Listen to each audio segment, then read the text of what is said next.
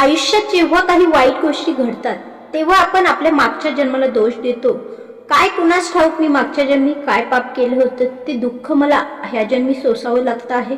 मग प्रश्न असा पडतो की मागच्या जन्मात असं काय केलं होतं की माझ्या पोटी असा मुलगा जन्माला आला. बऱ्याचदा असं म्हणतात की जीवनात केलेले चांगले वाईट कर्म हे प्रत्येकाच्या जीवनामध्ये जन्मापर्यंत आपल्या पिछा सोडत नाहीत. तुम्ही या गोष्टीवर विश्वास ठेवा अगर नका ठेवू, परंतु ही एक सत्य परिस्थिती आहे असं म्हणतात.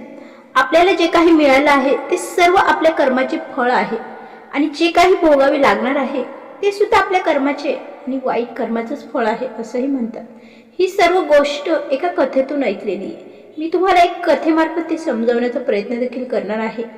या कथेमार्फत तुम्हाला नक्कीच समजेल की मनुष्याला त्याच्या कर्माचे भोग हे कशा प्रकारे भोगावे लागतात व कोणाच्या घरात दुःख देणाऱ्या मुलांचा जन्म होतो आणि संस्कारी मुलांचा जन्म होतो. ही कथा जुनी आहे. एका गावामध्ये मोती आणि हिरा नावाचे दोन कुत्रे राहत होते. दोघांमध्येही खूप घट्ट मैत्री होती. ते नेहमी एकमेकांसोबत राहायचे. एके दिवशी मोती हिराला म्हणाला, माहित नाही आपण मागील जन्मात कोणते वाईट कर्म केले आहे ज्यामुळे आपल्याला हा कुत्र्याचा जन्म मिळाला आहे. हिरा म्हणाला, हो मित्रा, या शरीरात राहून आपल्याला ना तर खाण्यापिण्याचं सुख मिळत आहे, नाही आपल्याला मान सन्मान मिळत आहे. साधं अन्न मिळवण्यासाठी देखील आपल्याला खूपच मेहनत करावी लागते आणि इतकं सर्व करूनही कधी कधी आपल्याला उपाशीही राहावं लागतं. आपण जरी कोणाच्या घराची राखणदारी करून एक भाकरी जरी मिळवली तरी सुद्धा ती भाकरी आपल्याला इज्जतीने दिली नसते. त्याचबरोबर आपला मृत्यू सुद्धा हा खूपच वाईट प्रकारे होतो. लोक आपल्या मृत्यूचं उदाहरण देतात की तू कुत्र्यासारखा मरशील. इतका वाईट जन्म आहे का? राहण्यासाठी सुद्धा आपल्याकडे योग्य असं ठिकाण नाही. थंडी, गरमी, वर्षा या ऋतूंमध्ये आपल्याला गल्लोगल्ली किंवा जंगलांमध्ये फिरावंही लागतं. आपल्यापेक्षा चांगलं आयुष्य तर अन्य पशुपक्ष्यांचं आहे. कमीत कमी त्यांच्याकडे स्वतःचं घर आहे. छोटे छोटे चिमण्या सुद्धा स्वतःचं घरटे बनवतात आणि त्यामध्ये आरामात राहतात. जंगली प्राणी सुद्धा त्यांच्याकडे गुहा बनवतात त्यांच्यासाठी. परंतु आपण पहा, आपण आळशी, इकडे तिकडे भटके सतत भटकत राहतो. आपण नेहमी मनुष्यावर निर्भर राहून जगत असतो आणि म्हणूनच आपल्याला योग्य तो मान सन्मान मिळत नाही असं मला वाटतं.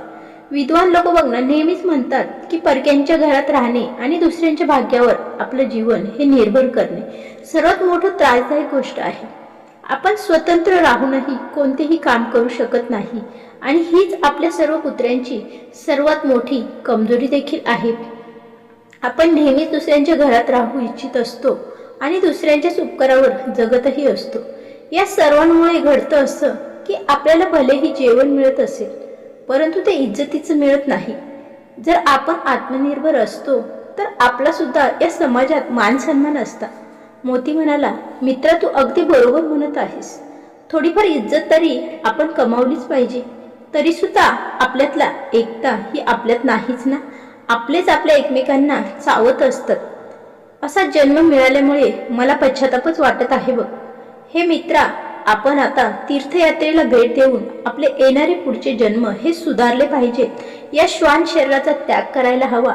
हिराला सुद्धा त्याच्या मित्राचं म्हणणं पटलं आणि ते दोघे मात्र एकमेकांच्या सोबतीने तीर्थयात्रा करण्यासाठी निघाले.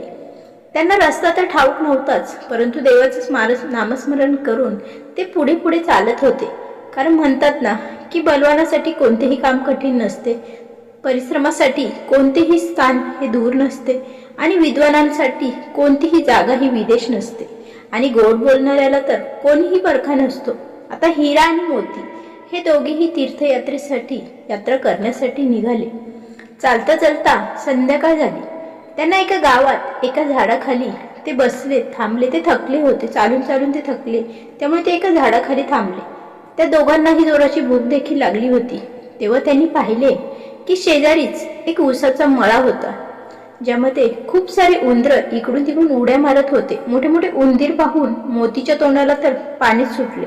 तो म्हणू लागला, हे मित्रा, भुकेने माझे हाल बेहाल झाले आहे. समोरच्या ऊसाच्या मळ्यात आपण अन्न आपली वाट पाहत आहे. जर तू म्हणत असशील तर आपण त्या मळ्यात जाऊन 2-4 उंदीर पकडून आपला नाश्ता करू, पोटभर अन्न आपल्याला खायला मिळेल. हिरा म्हणाला, तू हे काय म्हणत आहेस? आपण दोघेही शिकारीसाठी निघालो का? नाही ना. आपण तीर्थयात्रा करण्यासाठी निघालो आहोत। जेव्हापर्यंत आपण तीर्थयात्रेचे भ्रमण करत आहोत तेव्हापर्यंत आपण कोणत्याही वाईट जीवाला किंवा कोणत्याही वाईट विचारांना मनात आणू द्यायचं नाही। कोणत्याही जीवाला मारणे तसेच आपण मारण्याचा विचारही करू शकत नाही, ते एक पाप आहे। आणि जर आपण असं केलं तर आपल्या त्या तीर्थयात्रेला काहीच अर्थ राहणार नाही, आपल्याला तीर्थाचं काहीच फळ प्राप्त होणार नाही आणि उलट आपल्याला पाप सुद्धा लागू शकते। आपण या वेळेला शाकाहारी भोजनच खायला हवे। मोती म्हणाला, मित्रा, शाकाहारी भोजन तर आपल्याला आता गावात गेल्यावरच मिळेल। आपण एक काम करूया, आपण या शेजारच्या गावात जाऊया आणि गावात गेल्यावर आपल्याला जे काही मिळेल ते खाऊ आणि परत आपण आपल्या झाडाखाली येऊन आराम करूया आणि नंतर पुढच्या प्रवासाला लागूया। तेव्हा हिरा म्हणाला, ठीक आहे, तू म्हणतोस ते अगदीच बरोबर आहे। आता हिरा आणि मोती दोघेही गावात पोहोचले। दोघेही गावात जाऊन वेगवेगळ्या ठिकाणी त्यांचं अन्न शोधू लागले। हिरा नावाचा कुत्रा एका ब्राह्मणाच्या घराजवळ पोहोचला। ब्राह्मण पूजा अर्चना करून भोजन करण्यासाठी बसणारच होते। इकडे ब्राह्मणीने त्यांच्यासाठी नवऱ्यासाठी जेवणाचं ताट सजवलं होतं। ब्राह्मण म्हणून मोठा भगवंतांचा भक्त होता तो। जेव्हा तो भोजन करण्यासाठी बसला तेव्हा त्याने सर्वात पहिले देवासाठी थोडे अन्न बाजूला काढले आणि इतक्यातच हिरा नावाच्या कुत्र्याने त्या ब्राह्मणाच्या ताटात तोंड घातले आणि त्याच्या ताटातून एक पुरी उचलून दरवाजाजवळ जाऊन बसून तो खाऊ लागला। ब्राह्मणाने पाहिलं की जेवणाच्या ताटामध्ये कुत्र्याने तोंड घातलं आहे। तेव्हा तो राम राम करत उठला। ब्राह्मण त्याच्या पत्नीला म्हणाला, अगं, हे भाग्यवान हे भोजन तर त्या कुत्र्याने उष्ट केले आहे। आता तू एक काम कर, या ताटामध्ये शिल्लक राहिलेलं सर्व भोजन त्या कुत्र्याला देऊन टाक, ते त्याच्याच नावाचं आहे असं वाटत आहे। हा कुत्रा खूपच उपाशी आहे आणि हे भोजन त्याच्याच भाग्यात लिहिलेलं आहे। ब्राह्मणीला थोडं वाईट वाटलं, कारण तिने ते त्याच्यासाठी मेहनतीने अन्न शिजवलं होतं, परंतु प्राण्यांच्या बाबतीत तिच्या मनातही सुद्धा प्रेम आणि आदर होता आणि म्हणूनच त्या ब्राह्मणीने खूपच प्रेमाने त्या ताटातील सर्व भोजन त्या कुत्र्याला खाऊ घातले। खीरपुरी अशा वेगवेगळ्या प्रकारच्या पक्वानांचा स्वाद घेऊन हिरा नावाचा कुत्रा मात्र प्रसन्न झाला। त्याने ब्राह्मण आणि ब्राह्मणीला खूप शुभाशीर्वाद दिले आणि परत येऊन त्याच झाडाखाली बसून आराम करू लागला आणि त्याच्या मित्राची म्हणजेच मोतीची वाट पाहू लागला। इकडे मोती सुद्धा अन्नाचा शोध घेत घेत गावातील एका शेठकडे पोहोचला। शेठ हा सुद्धा त्याच्या घरात भोजन करण्यासाठी बसतच होता। इतक्यातच मोतीने त्याच्या ताटात तोंड घातलं आणि पुरी तोंडात घेऊन दरवाजाजवळ येऊन खाऊ लागला। इकडे शेठला त्या कुत्र्याचा भयंकर राग आला। तो क्रोधाने लालबुंद झाला। त्याने एक मोठी काठी घेतली आणि कुत्र्याच्या मागे जाऊन त्याच्या पाठीत जोरात काठीचा फटका मारला। बिचारा मोती निश्चिंतपणे पुरी खात होता आणि जशी त्या शेठने त्याच्या पाठीत ती काठी मारली तेव्हा त्या काठीचा फटका इतका जोरात होता की तो तिथेच बसून राहिला। त्याची कंबर पूर्णपणे तुटून गेली। तो सरपटत तिथून निघू लागला। मोतीने स्वप्नात सुद्धा या गोष्टीचा विचार केला नव्हता की एक पुरी खाल्ल्याबद्दल त्याला इतकी मोठी शिक्षा दिली जाईल। मनुष्य हा स्वार्थी प्राणी आहे हे त्याला माहीत होतं, परंतु इतका निर्दयी देखील असू शकतो हे मोतीला माहीत नव्हतं। कंबर तुटल्यामुळे आता मोतीला चालता सुद्धा येत नव्हतं। इकडे त्याचा मित्र हिरा त्या झाडाखाली बसून त्याच्या मित्राची येण्याची वाट पाहत होता, जेणेकरून ते पुढच्या प्रवासाला जाऊ शकतील। तो विचार करू लागला की खूपच वेळ झाला आहे, अजूनही माझा मित्र आला का नाही, तो कुठल्या संकटात तर सापडला नसेल ना, असा विचार त्याच्या मनात येऊन गेला। हिरा मोतीला शोधण्यासाठी गावाच्या दिशेने निघाला। गावाच्या जवळ पोहोचताच त्याला त्याचा मित्र हा मोती दिसला, जो सरपटत कसबस गावाच्या बाहेर आला होता। त्याच्या डोळ्यातून अश्रू वाहत होते। तो त्याच्या 2 पायांच्या जोरावर सरपटत तिथपर्यंत पोहोचला होता। हिराने मोतीची तुटलेली कंबर पाहिली तेव्हा त्याला देखील खूप वाईट वाटलं। तो त्याला विचारू लागला, अरे मित्रा, ही तुझी अवस्था कुठल्या पापी व्यक्तीने केली आहे? तेव्हा मोती रडत रडत त्या शेठची निर्दयी स्वभाव त्याच्या मित्राला हिराला सांगितला।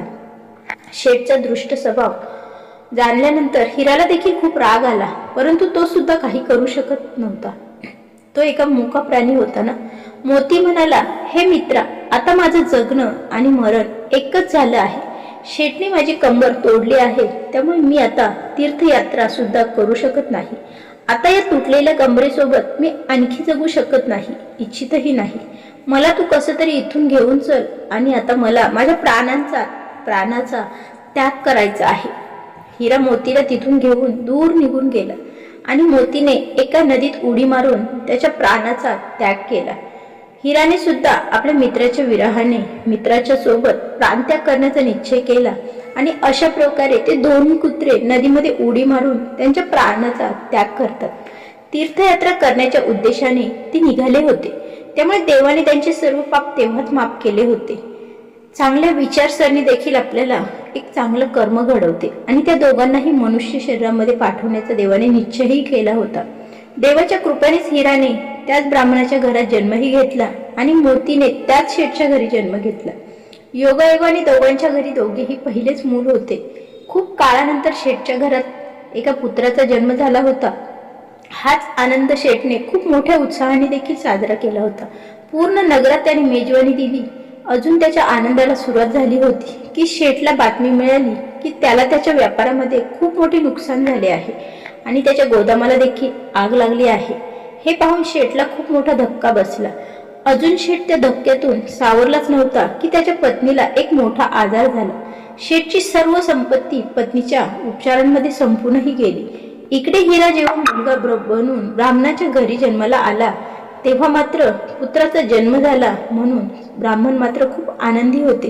त्याच्या घरी देखील खूप वर्षानंतर पुत्र जन्माला होता, त्यामुळे त्या दोघांच्याही आनंदाला अगदीच पारावर उरला नव्हता. इकडे हिरा जेव्हा मुलगा बनून ब्राह्मणाच्या घरी जन्माला आला तेव्हा पुत्राचा जन्म झाल्या ब्राह्मणाला राजाच्या घरी मोठ्या पदावर नोकरीही मिळाली. ब्राह्मणाच्या सल्ल्यानुसार राजाचा राज्यकारभार हा खूपच उत्तम चांगल्या पद्धतीने चालू लागला. कोणतंही युद्ध राजा हरत नव्हता, कारण ब्राह्मण जो काही त्याला रणनीती सांगेल ती बनवून तो जायचा. काही दिवसानंतर राजाने ब्राह्मणाला त्याचा प्रधानमंत्री घोषित केले. तो गरीब ब्राह्मण आता पूर्ण राज्याचा प्रधानमंत्री झाला होता. इकडे ब्राह्मणाचा तो मुलगा खूप मोठा विद्वान होत चालला होता. त्याने त्याच्या वडिलांचे नाव खूपच मोठे केले. इकडे शेठचा मुलगा मोठा झाल्यावर पूर्णपणे वाया गेला. तो शेठचं जे काही उरलं सुरलेलं धन होतं, जी काही संपत्ती होती ती त्याने त्याच्या वाईट शोकांमध्ये संपूर्णही टाकली. शेठ त्याला काहीही म्हणायचा तेव्हा त्याचा मुलगा त्याला मारायचा आणि त्याला वाईट शब्द बोलायचा. एके दिवशी त्याने नशेमध्ये त्याच्या वडिलांना काठीने इतकं मारलं की शेठची कंबरच तुटली.